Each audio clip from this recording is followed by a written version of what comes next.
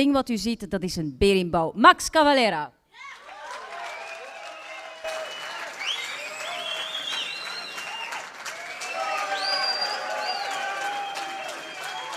Oi! Yo, Holland. Welcome. Thank you very much for coming and showing up your respect and support. It means a lot for me to see all these people with Sepultura and Nail Bomb shirts. Also the people in the back and everybody. So we're going to try to do the best out of this, okay? I never did this before, so be patient. I'm going to say a little bit about, where I come from and, why I'm here tonight. I grew up in Brazil, was born in Brazil in 1969, and all the way to here is like in Brazil they always say, if you want to make it, since I was a kid hearing from the people, you can be a football player and be big, and you can be a big drug dealer, and you'll be big and make a lot of money. And I ended up making with music, and in my country they call me a bum. So, it's the irony of life. So I'm going to give a brief history. I'm not going to bother bug you out with too many stuff, just little brief what been true with me with my 14-year career with Sepultura. Everything started after I saw Queen in São Paulo, the soccer stadium, Morumbi. I was 10 years old, and after I saw Queen, I came back home and I told my mother, that's the job I want to do. I don't want anything else. That's it. Go on the stage and scream and loud guitars. It's my career, Forget about everything else. That's the real meaning. The other interesting part of it was my father, which was Italian, and he passed away in '79. But I went to peek at his record collection to see, what he listened to. Mostly was Italian, boring opera. And I found Led Zeppelin Volume 4 and Black Sabbath Volume 1 in his record collection. And somehow my dad was already sneaking behind the family listening to heavy music. So that's really, I think, where it really came from, why I started, play heavy metal, in Brazil, the country of carnival and samba. Why do I play this extreme music, That explains a little bit of that. Move on to a little bit later, when I did my first contract with Cogumelo Records from Brazil. And it was an underground independent label. And the only reason they signed Sepultura because we were so terrible. We couldn't play. And we had a fight after the show with some people, religious people, group people. And they told me, I think you're really bad. You're a terrible band. But you had great, attitude, and you had a fight, and your shows are total chaos. I'm going to sign you. So, at that time, we have to learn how to play our instruments. That was the first thing we thought, Might be a good idea to learn how to play, So we move on to learning how to play our instrument. We still don't know that. We'll get that somewhere. And start doing the first Brazilian tours, 48 hours in a bus with people, chicken, pigs, dogs, other things that I'm not going to mention. And those are the real hardcore. First Sepultura tours, like really hardcore. And from that on, I took the step finally. We were growing kind of bored of just that. And I decided I got to find a way to make my music go outside Brazil, because I felt in my heart it should go beyond Brazil.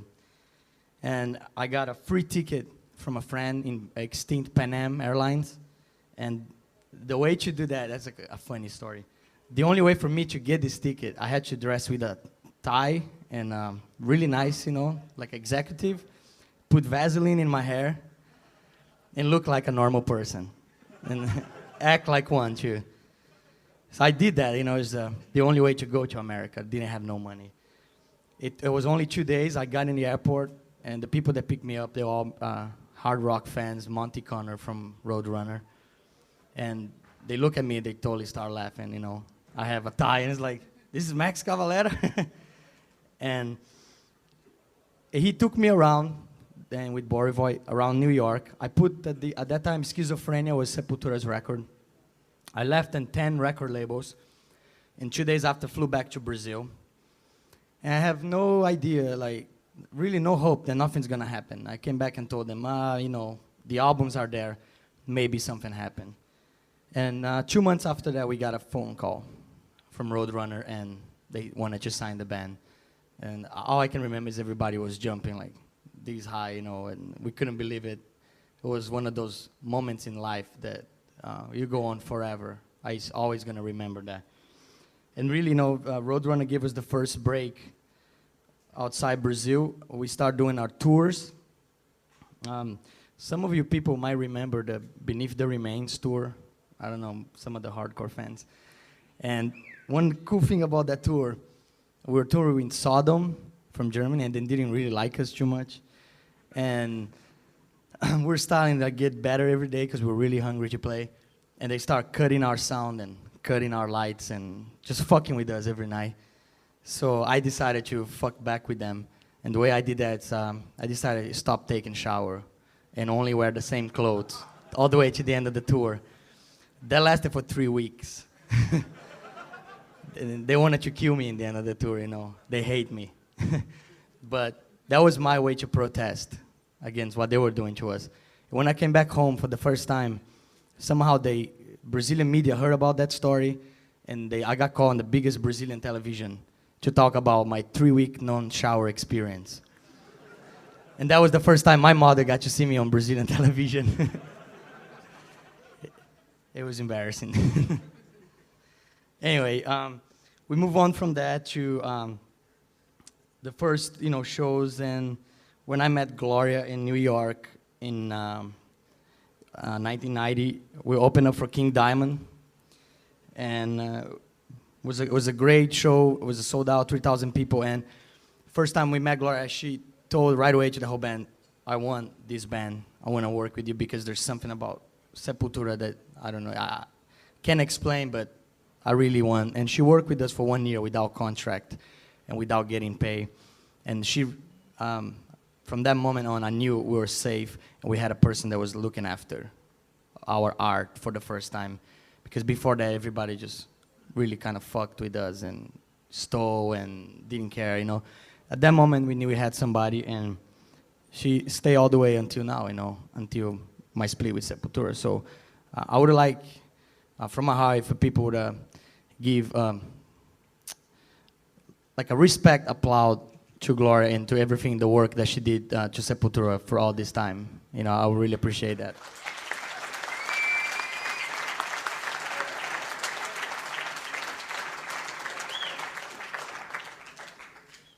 Thanks a lot. Then we did Rock in Rio and things like that. We ended up doing Chaos AD after our rise at Chaos AD, and it was the first time we experiment with percussion. We found our own roots somewhere. We realized we had that and should become part of our music. So we bring in the percussion.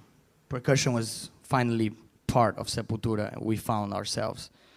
And Chaos AD ended up being recorded at Rockfield, where Queen recorded Night of the Opera and Black Sabbath and Led Zeppelin, a lot of classic bands. And I think, you know, from that moment on, we've really found a style, original. Everybody stopped calling Sepultura like similar to Slayer or similar to Metallica. Sepultura was finally Sepultura, his own band. And we did the first Donington and also the first Dynamo. Some of you people remember. And that was, all I can say, one of the best shows I ever had. And it was the first time we really saw the acceptance of a major crowd in a festival. We never dreamed that we could play in front of so many people and have such a strong impact. And the Dynamo, you know, was really the first show we felt like that. We still talk about it today. Everybody that was there saw a very special moment that I'm gonna remember forever, you know, a really, really special festival. And all I can say, I hope I can be a Dynamo again sometime. Thank you. Um, I don't want to bother you, so I'm trying to go kind of fast, We did the Roots album then. I'm going to move on to Roots. Very experienced and very exciting album for all of us, and mainly for me because I dream about this album 1 year before it was released. And I dream about going back to my country and working with the Indians and meeting the very first people of Brazil that was there before all of us. And that was really the meaning behind, strong meaning behind Roots. And to do that and work with the Indians and stay there for 3 days in the tribe, it's just, there's no way to even explain that experience. It's something that I think is one in a lifetime that happened, and I thank God a lot for giving me that chance and opportunity to be part of something like that.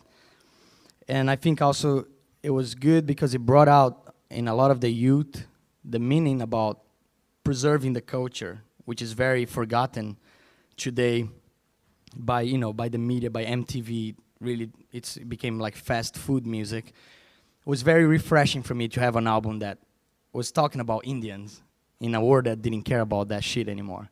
As I really felt we did something very different and very with a meaning. Mainly being in a rock group, metal group, that everybody expects you to be completely brain dead, and expect you just to be, not at all a person that will care about Indian or political statements. And I think that made a difference for Sepultura and for my career. Also, the fact that we work with Carlinhos Brown and John from Korn and Mike Patton from Faith No More also brought up a new flavor to the record. And right now, all I can say, I'm just really proud of that record. Even Sepultura no longer exists. Roots always gonna exist for what it was. And I gotta thank Europe, all over Europe, Holland, France, Germany, everywhere, England, for the acceptance. The album went gold, almost every country here. And that, for me, was a real, the real payoff of my work. To see all those years and all that I put into Roots was paying me back in respect. The people that come to me on the street and talk about how much they really dig what we did, that's different than most of people. And of course, I gotta talk a little bit of the split, which really, I don't know if people know or not, but it really started last year, unfortunately, with the Donington tragedy, that I lost my stepson. Gloria lost her son, Dana. And he was just, Dana was the biggest influence like literally probably of all people I knew in music. He was the main influence in my career because he was always giving me new ideas and new bands. He introduced me to this new generation of bands like Korn and Deftones, Will Haven, the newer blood of the hard music. And to lose him was just too much of a loss for me. That after his death, everything really changed and went upside down. And Sepultura changed their ideals. And all I can say is that my beliefs continues the same with what I'm doing. And that's why I'm not with Sepultura, unfortunately. Because I didn't want the Sepultura to turn into just another mainstream group doing everything they are told to. I want us to continue to do what we want to, and that's the way the fans want it, I really believe. And that's why, really, in the end of the day, I could not stay no longer in Sepultura because the integrity was gone, was really fucked up. And for me, it was really hard to continue in Sepultura and keep lying to myself when that bullshit was going on. So I got through that. It was real hard. I wanted to quit music at one point. But a lot of the fans and a lot of the real special people in the whole world made me non-stop, made me somehow in a spiritual way tell me, continue because you have a lot to say to a lot of people. And I just took a big breath and say, I'm going all the way now. I'm forming a new group. I'm going to find people that have the same passion that I have. It's a fire that burns inside. And that fire, it's still burning more than ever. And I say, I'm going to continue.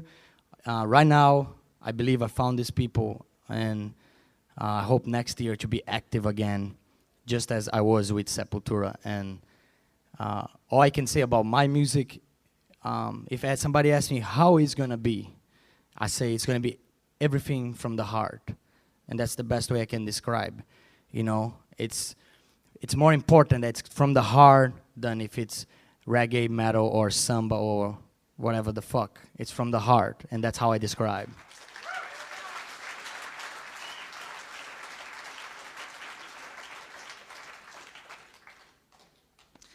And thank you so much again. You know, this is not normal for me.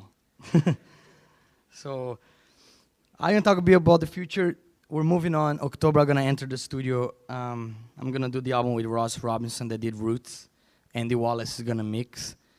Some of the songs we're gonna work with Mario Caldato. It's the producer of the Beastie Boys. So something wild is gonna come out of that shit.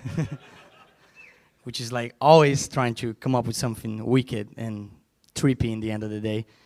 And of course, a lot of the aggressive and a lot of songs with attitude, because this album is a pain album. It's an album built in pain. It was built in a different situation. I never expect to write this record.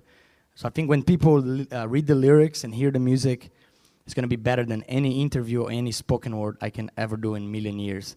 So I leave it like that. I leave it to the people to hear the album when it's out and make their own judgment, you know. And just thanks everybody that came here tonight and heard for what I had to say. I would like to say, does anybody have questions to ask me at all? I know you guys kind of shy. I tell you what, fuck the questions. I'm just gonna do a jam. That's the other thing I came here to. Let the music speak.